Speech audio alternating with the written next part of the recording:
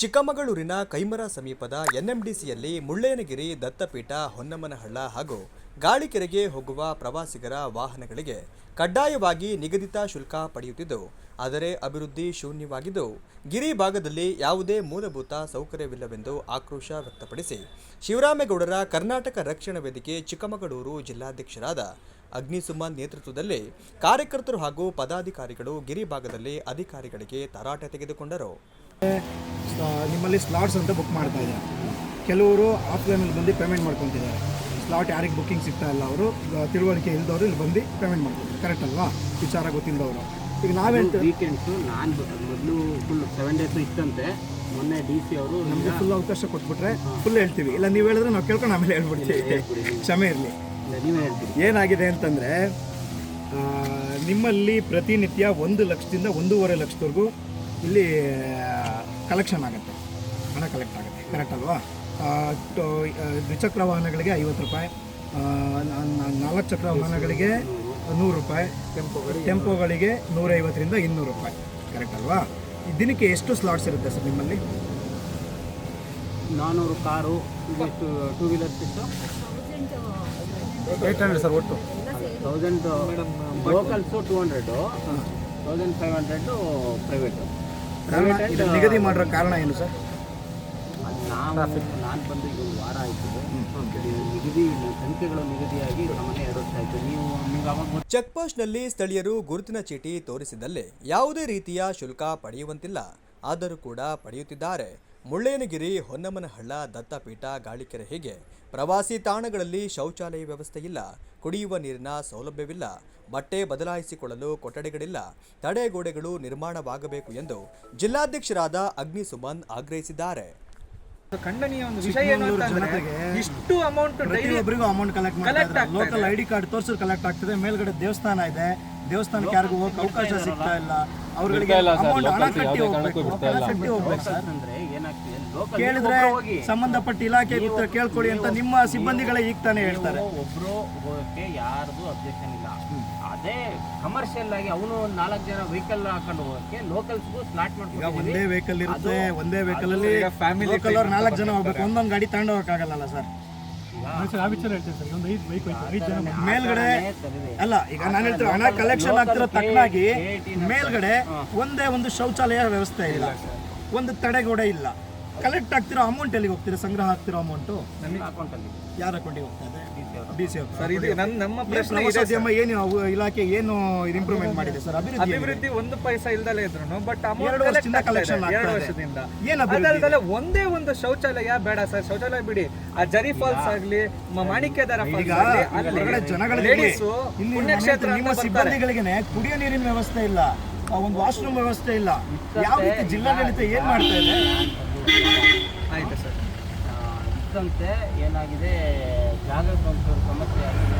ಇಲ್ಲೇ ಕಾಣ್ತಾ ಇದೆ ನಮಗೆ. ರೆಂಚಿಂದ ಈ ಕಡೆ ಬೆಲೆಯಾಗಿದೆ, ಮನೆ ಒಳಗಾಕಂತಾರೆ ಹೊರಗಡೆಗಿದೆ. ಅದರಿಂದ ಒಂಚೂರು ಸಮಸ್ಯೆ ಇದೆ. ಜಾಗದಿಂದ ನೀರಿನ ಸಮಸ್ಯೆ ಇರಲಿಲ್ಲ. ನಾವು ಮೊನ್ನೆ ಇವರು ಲೋಕಲ್ಸ್ ಇನ್ನೊಬ್ರು ಕೊಡ್ತೀವಿ ಅಂತ ಅಂದಿದ್ದಾರೆ. ಅದು ಅದೇನಾಗಿದೆ, ಇಲ್ಲೇ ಪೈಪ್ ಹೋಗಿದೆ ಅಲ್ಲಿ. ಅದು ಬ್ಲ್ಯಾಕ್ ಇದು, ಅದನ್ನು ರೆಡಿ ಮಾಡಿಸಿ ಇಲ್ಲಿಗೆ ನೀರು ನೀವು ಕೇಳೋದಲ್ಲ, ಅದು ನಮ್ಮವರೇ ಕೇಳ್ತಾ ಇದ್ದಾರೆ. ನಾವು ವ್ಯವಸ್ಥೆ ಮಾಡ್ತೀವಿ. ಅದು ಸ್ವಚ್ಛತೆ ಅಂತಂದರೆ ಬರೀ ಪ್ಲಾಸ್ಟಿಕ್ ಒಂದೇ ಅಲ್ಲ, ಮನುಷ್ಯನ ಏನು ಇಲ್ಲಿ ವಾಟರ್ ಬಾಟ್ಲು ತಗೊಂಡೋಗ್ಬೇಡಿ, ನೀರಿನ ಬಾಟ್ಲು ತಗೊಂಡೋಗ್ಬೇಡಿ ಅಂತಾರೆ. ಮೇಲ್ಗಡೆ ಕುಡಿಯೋ ನೀರಿನ ವ್ಯವಸ್ಥೆ ಮಾಡಿಲ್ಲ. ಅಲ್ಲಿ ಮೇಲ್ಗಡೆ 1 ಲೀಟರ್ ನೀರನ್ನ 50 ರೂಪಾಯಿಗೆ ಮಾರ್ತಾ ಇದ್ದಾರೆ. ಸುಲಿಗೆ ಆಗ್ತಿದೆ. ಅದಕ್ಕೆಲ್ಲ ಜವಾಬ್ದಾರಿ ಯಾರು? ಕೇಳೋರು ಯಾರು ಇಲ್ವಾ ಸರ್? ನಮ್ಮ ಪ್ರಶ್ನೆ, ಬಾಟ್ಲುಗಳು ಇಸ್ಕೊಂಡು ನೀವು ಮೇಲ್ಗಡೆ ಯಾಕೆ ಮಾಡ್ತೀರಾ? ಪ್ಲಾಸ್ಟಿಕ್ ಬಾಟ್ಲು ಇಲ್ಲಿ ನೀವು ಅಲ್ಲ, ಏನಕ್ಕೆ ಮಾರಕ್ಕೆ ಏನಕ್ಕೆ ಅವಶ್ಯಕತೆ ಗ್ರಾಮ ಪಂಚಾಯತಿ ಅವ್ರು ಕೊಟ್ಟಿರೋದು ಹಣ. ಅದನ್ನು ಮಾತಾಡಿದ್ವಿ ಮೊನ್ನೆ. ಈಗ ಬರೀ ಹಣ ಬಂದ್ರೆ ಮಾತ್ರ ಸಾಕ? ನಾನು ಹೇಳ್ತಿರೋದು, ಈಗ ಪಾಸ್ ಮಾತ್ರ ಕೇಳ್ತೀರಾ, ಹಣ ಕೇಳ್ತೀರಾ? 1 ನಿಮಿಷ ಸರ್. ಈಗ ನಾನು ಹೇಳ್ತೀರಾ, ಹೋಗೋ ಒಂದು ಗಾಡಿ ಡಾಕ್ಯುಮೆಂಟ್ಸ್ ಕೇಳಲ್ಲ, ಒಂದು ಇನ್ಶೂರೆನ್ಸ್ ಕೇಳಲ್ಲ, ಓಡಿಸೋನ ಹತ್ರ DL ಇದೆಯಾ ಕೇಳಲ್ಲ, ಹಣ ಇದೆಯಾ, ಪಾಸ್ ಇದೆಯಾ, ಇಷ್ಟನ್ನು ಮಾತ್ರ ಕೇಳ್ತಿದ್ರ? ಅದು ಆರ್ಟಿಒದವ್ರು ಮಾಡ್ಬೇಕಲ್ವಾ? ಆಯ್ತು, ನೀವು ಸ್ಲಾಟ್ಸ್ ಅಂತ ಬುಕ್ ಮಾಡಿದ್ಮೇಲೆ ಪ್ರತಿಯೊಂದು ಅದರಲ್ಲೇ ಅಪ್ಲೋಡ್ ಮಾಡಿಸಿ ಆನ್ಲೈನಲ್ಲೇ. ಈಗ ನಿಮ್ಮ ವೆಬ್ಸೈಟ್ ರಿಜಿಸ್ಟರ್ಡ್ ಇದೆ ಅಲ್ವಾ, ಅದರಲ್ಲೇ ಮಾಡಿಸ್ಬಿಡಿ. ದಾಖಲಾತಿ ಸಬ್ಮಿಟ್ ಮಾಡಿ ಆಮೇಲೆ ಬರಕ್ಕೆ ಗಾಡಿಗಳ. ಪ್ರವಾಸಿ ವಾಹನಗಳ ದಾಖಲಾತಿಗಳನ್ನ ಸರಿಯಾದ ರೀತಿಯಲ್ಲಿ ತಪಾಸಣೆ ಮಾಡುತ್ತಿಲ್ಲ.